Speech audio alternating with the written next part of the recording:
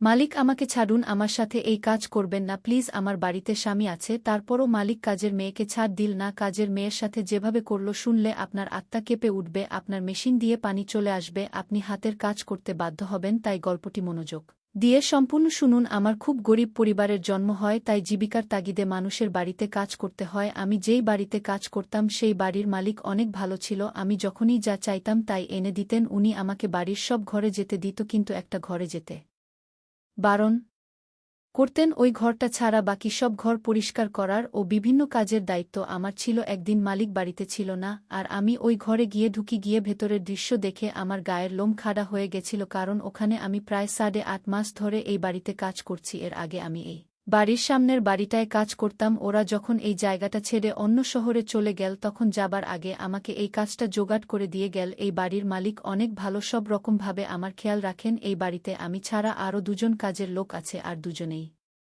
ছেলে। বাড়ির ভেতরকার সব কাজ আমি করতাম। এত বড় বাড়িতে মালিক একা থাকতেন। বাড়িটা অনেক বড় ছিল, বাড়িতে বেশি লোকজন ছিল না, তাই আমাকেও বেশি কাজ করতে হতো না। তা সত্ত্বেও মালিক আমাকে অনেক ভালো পারিশ্রমিক দিতেন। পারিশ্রমিক ছাড়াও উনি আমাকে অনেক কিছু দিতেন। উনার ঘর আর টাকার সংখ্যা গুণে শেষ করা যেত না। আমি এই কাজটা পেয়ে অনেক খুশি ছিলাম। শুধু মালিক আমাকে একটা বিষয়ে সতর্ক থাকতে বলেছিলেন। উপরের তলায় একটা ঘর ছিল, সেই ঘরে সবসময় তালা দেওয়া থাকত। উনি আমাকে ওই ঘরে যেতে বারণ করেছিলেন। আমার প্রায় মনে হতো যে ওই ঘরে কি এমন আছে যার জন্য মালিক ওখানে কাউকে যেতে দেন না। এমনকি মালিক আমাদের উপরের তলায় যেতেও বারণ করতেন। কিন্তু একবার আমি উনার থেকে উপরের তলাটা পরিষ্কার করার অনুমতি নিয়েছিলাম, উনিও অনুমতি দিয়েছিলেন, কিন্তু ওই ঘরে যেতে আমাকে বারণ করে দিয়েছিলেন। আর আমার এত সাহস ছিল না যে আমি মালিককে জিজ্ঞেস করব ওই ঘরে কি আছে। আর ওই বাড়ির বাকি দুজন কাজের লোকের সাথে আমার তেমন কথা হতো না যে ওদেরকে জিজ্ঞেস করব।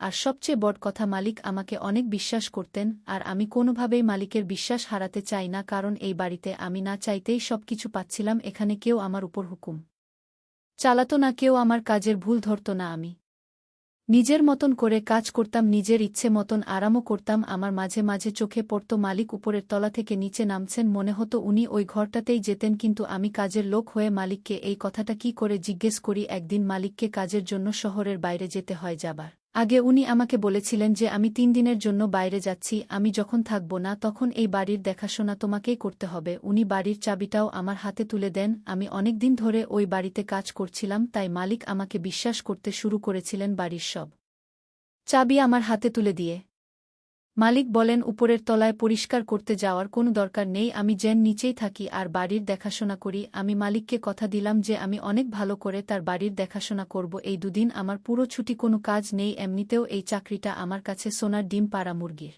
মতন। শুধু একটা কথা আমাকে ভাবায়, মালিক কেন চায় না আমি উপরের তলায় যাই। ওই ঘরে কি এমন আছে যে মালিক আমাকে উপরের তলায় যেতে বারণ করে গেলেন? আমার অনেক জানতে ইচ্ছে করছিল ওই ঘরটায় এমন কি আছে। বাড়ির সব চাবি এখন আমার কাছে, তার মানে নিশ্চয়ই উপরের ঘরটার চাবিও এর মধ্যে আছে। আমার অনেক ইচ্ছে করছিল একবার ওই ঘরটায় যেতে আর দেখতে ওখানে কি আছে, কিন্তু আমার ভয় হচ্ছিল যে মালিক যদি জানতে পারে তাহলে আমার চাকরি চলে যাবে, আর আমি এই চাকরিটা কোনোমতেই হারাতে চাই না। আমি ভেবে দেখলাম যে এখন এই বাড়িতে আমি ছাড়া আর কেউ নেই, তো কে আমাকে দেখবে? আর যে দুজন কাজের লোক ছিল তাদের মধ্যে একজন মালিকের ড্রাইভার যে ওনার সাথে গিয়েছিল, আর আরেকজন ছিল চৌকিদার যে কখনো বাড়ির ভেতরে ঢুকতই না। তাই এখন আমি উপরের ঘরে গেলে মালিক কোনোভাবেই সেটা জানতে পারবে না। এই ভেবে আমি সিঁড়ির দিকে পা বাড়ালাম।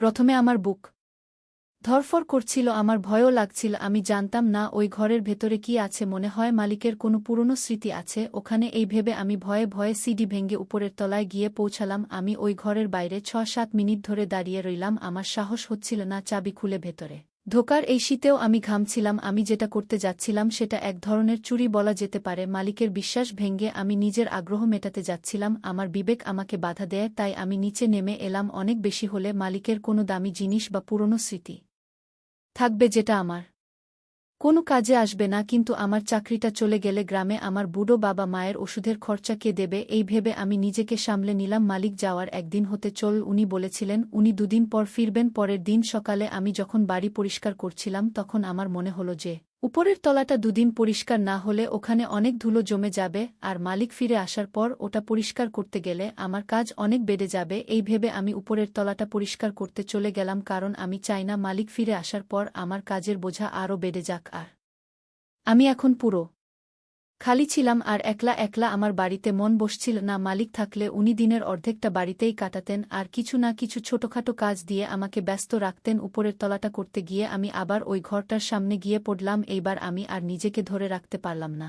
মালিককে দেওয়া কথা ভুলে আমি চাবির গোছাটা বের করে একটা একটা করে চাবি তালায় লাগিয়ে চেক করতে লাগলাম। কিছুক্ষণ পর একটা চাবি লাগাতে তালাটা খুলে গেল। আমি ভয়ে ভয়ে দরজাটা খুলে ঘরের ভেতরে ঢুকলাম। ঘরের ভেতরে আমি যা দেখলাম তা দেখে আমার পায়ের তলা থেকে মাটি সরে গেল। আমি স্বপ্নেও ভাবিনি যে আমি ভেতরে এরকম কিছু দেখব। ওখানে যা দেখলাম আমার মাথা ঘুরে গেল। আমি দরজাটায় আবার তালা লাগিয়ে তাড়াতাড়ি করে নিচে নেমে এলাম। আমার এত সাহস ছিল না যে আমি ঘরের ভেতরে ঢুকব। আমি ছুটে নিচে চলে এলাম। এখন আমার বুক ধড়ফড় করছিল, মনে হচ্ছিল প্রাণটা বেরিয়ে আসবে। আমার গা ঘামে ভিজে গেছিল আর আমার অবস্থা অনেক খারাপ হয়ে গেছিল। আমি ভেবেছিলাম ভেতরে মালিকের কোনো দামি জিনিস বা পুরনো স্মৃতি থাকতে পারে। আমি স্বপ্নেও ভাবিনি যে এরকম কিছু থাকতে পারে। আমি নিচে এসে সোফায় বসে পড়লাম। আমার পা কাঁপছিল আর আমার সাহস হচ্ছিল না যে আমি উঠে এক গ্লাস জল খাব।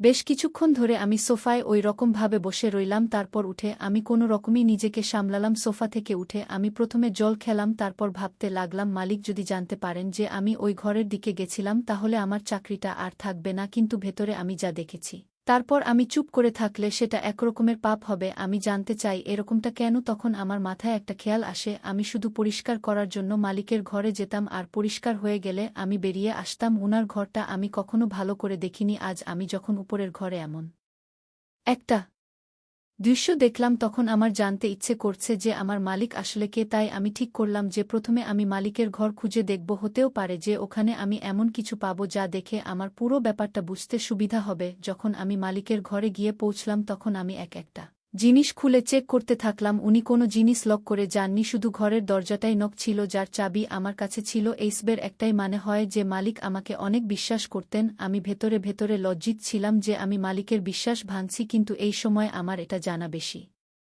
জরুরি ছিল যে উপরের ঘরে আমি যেটা দেখেছি তার মানে কি। যখন আমি মালিকের ফার্নিচারের শেষ ড্রয়ারটা খুললাম তখন একটা জিনিস আমার হাতে এলো। সেটা দেখে আমি ব্যাপারটা কিছুটা হলেও বুঝতে পারলাম। আমার মালিক একটা বড় ফ্যাক্টরির দোকান চালা। উনার বয়স বেশি নয়, উনি দেখতে অনেক সুন্দর। আমি এতদিন ভাবতাম যে এত বড় বাড়িতে উনি একা কেন থাকেন, উনার পরিবারের লোকজন কোথায়। আজ অবধি আমি জানতাম না যে উনি একা কেন থাকেন। আর আজ যখন আমি উপরের ঘরে গেলাম তখন আমি মালিকের সবকিছু গোপন কথা জানতে পারলাম। উনার ড্রয়ারে আমি যে জিনিসটা পেয়েছিলাম সেটা একটা অ্যালবাম ছিল, তার সাথে একটা ডায়েরিও পেয়েছিলাম। আমি একটু আধটু লেখাপড়া জানতাম তাই ডায়েরিটা খুলে পড়তে শুরু করলাম। ডায়েরিটা পড়ে আমার অবস্থা খারাপ হয়ে গেল। আমি মালিককে ভালো মানুষ মনে করতাম, কিন্তু আসলে উনি তো সেই রকমের সাংঘাতিক মানুষ। আমার সন্দেহ হয় যে আমি কি সত্যিই এই বাড়িতে একা আছি। ডায়েরিটায় অনেক কম লেখা ছিল, টুকরো টুকরো করে কথা লেখা ছিল। ওইগুলো পড়ার পর আমার মনে হয়েছিল যে আমি মালিকের গোপন তথ্য জেনে গেছি, কিন্তু আমি ভুলে গেছিলাম যে প্রত্যেকটা ছবির একটা অন্য মানে থাকে, সব সত্যের একটা অন্য দিক থাকে যেটা আমাদের চোখে পড়ে না। আমি নিজের